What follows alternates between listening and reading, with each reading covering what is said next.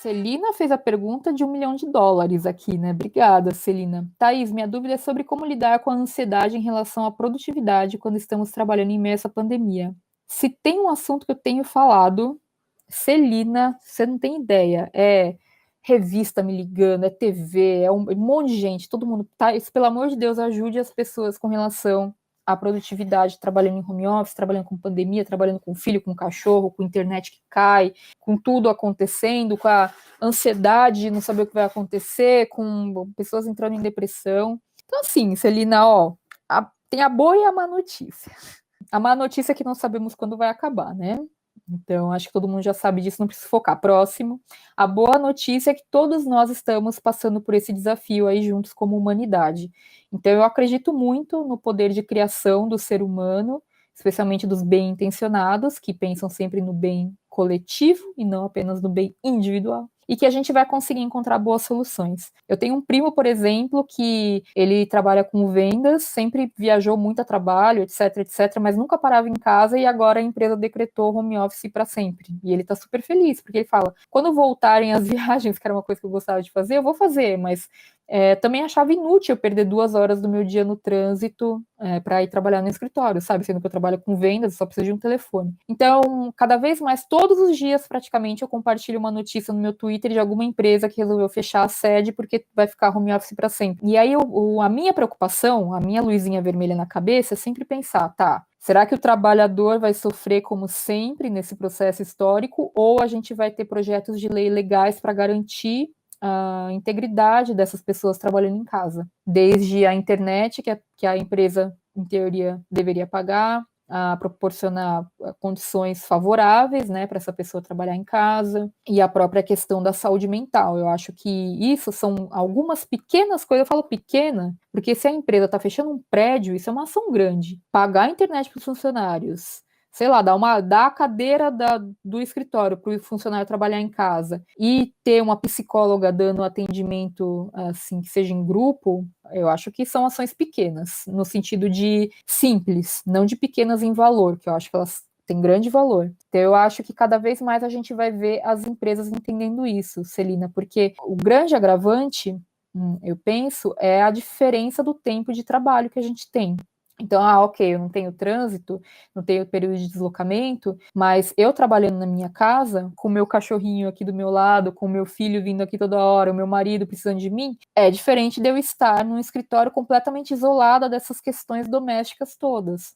Né, porque assim, se todo mundo está trabalhando em casa, aqui a gente tem que. Eu coloquei outro plano de internet, porque a gente teve um problema com a internet aqui na quarentena, aqui todo mundo usando, bombando, meu marido editando vídeo, filhote precisa usar para a escola também, ele joga videogame online, como toda criança dessa idade dele, e eu aqui também trabalho, né, com live, vídeo, aula, tudo. Então a gente contratou um segundo serviço para ter redundância de uma operadora diferente, porque se uma tiver problema, a outra está funcionando, né? Isso foi uma das coisas que a gente fez. Mas é difícil, porque eu demorei um tempo para entender a minha nova rotina de trabalho, porque por mais que a gente converse em casa, putz, se eles precisarem de mim, eles vão vir aqui, e tá tudo bem. Às vezes eu também paro aqui, eu preciso parar um pouquinho, eu vou lá, eu chego no meu marido, ele tá com fone, ele já olha eu chegando, e tipo, faz parte, né? Então, a gente é família, a gente não é colega de trabalho. Aqui em casa a gente trabalha juntos, mas a gente não é colega de trabalho, que é diferente a relação. E além disso, então, além de conciliar com todos esses desafios domésticos,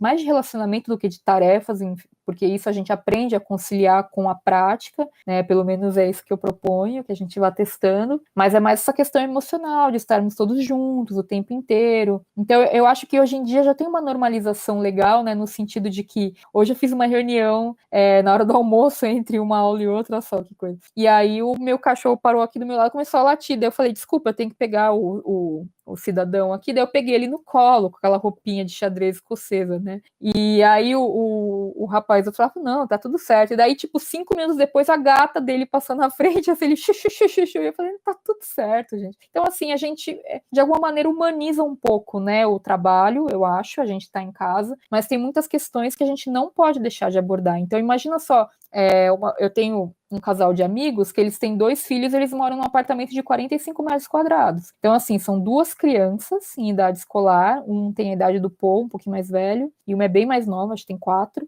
fazendo bagunça e tendo que estudar no mesmo horário os dois, né? E o pai e a mãe têm que trabalhar. Eles têm 4 computadores? Não tem, não tem. Então, assim, são questões que agora a gente vai ter que discutir mais. Mas é bom. Eu acho que a gente estava abusando, trabalhando pra caramba, forçando a barra, sabe? Então, eu acho que tudo isso está fazendo a gente ter uma reflexão forçada sobre o ritmo de trabalho. E as empresas têm que entender, Celina, desculpa, estou pegando a sua resposta, a sua pergunta para falar um monte de coisa, mas eu acho que tem a ver com o que você perguntou, né? Mas eu acho que as empresas têm que ver que você trabalhar na empresa com o seu filho na escolinha é uma coisa, você trabalhar em casa com seu filho em casa é outra. Não tem como você cobrar uma produtividade normal, e eu já nem sei o que era essa produtividade normal antes, que eu já achava ela bem doentia, para falar bem a verdade, numa situação que a gente está vivendo, porque mesmo que você não tenha filhos, não seja casada, você está na sua casa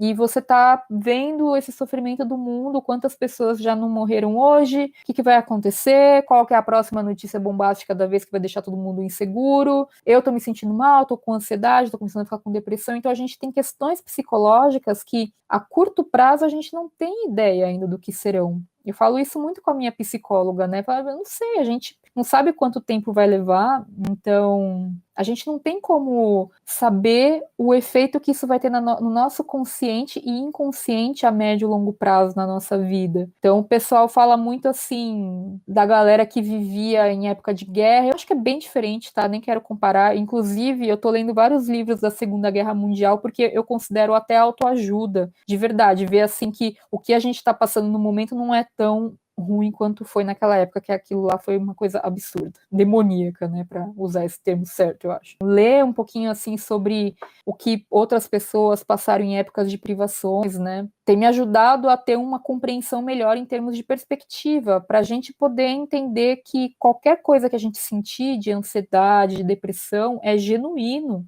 né? Não é só a gente, né? É uma coisa que todo mundo pode ter. E eu nem vou entrar aqui também no âmbito da violência doméstica, né, de abuso infantil e outras questões que se agravam com essa coisa do isolamento social e quarentena, porque, nossa, a gente for pensar em tudo, a gente não dá conta de levantar da cama, né? Mas são questões que têm que ser pensadas, por isso que se cada um fizer a sua parte, a gente consegue ir melhorando as coisas que precisam ser melhoradas, tá, Celina? Mas assim, como lidar com a ansiedade em relação à produtividade, com relação. Eu tentei falar um pouco da produtividade, mas agora falando da ansiedade, que é você tomar cuidado com as suas necessidades básicas, né? Então, assim, você está dormindo bem? Então, não tô. Então tá, então a sua prioridade 1 é essa. Acerta seu sono. Quando o seu sono estiver certo, você pensa na outra prioridade, que vai ser provavelmente, sei lá, alimentação. Depois você pode. A própria meditação me ajuda demais. Eu tenho meditado acho que umas 5 vezes por dia.